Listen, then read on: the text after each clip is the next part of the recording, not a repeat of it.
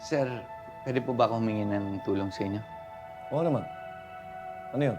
Di ba nga po, confirmed natin na at large pa rin si Bukol ngayon? Medyo kasi confirmed ko na nawawala si Selena. Medyo? O confirm talaga? Sabihin na lang natin na malakas yung kutob ko. Kasi masama talaga yung balak sa akin ng kumag na yun eh. So feeling mo, gagamitin ni Bukol si Selena laban sa'yo? Parang ganun na nga po. Alam niyo, ang galing ninyo mag-isip eh. Kaya talagang deserve ninyo yung upuan na yan. Ano gagawin mo? Saan ka magsisimula? Ang totoo po niyan, hindi ko pa alam kung saan ako magsisimula eh.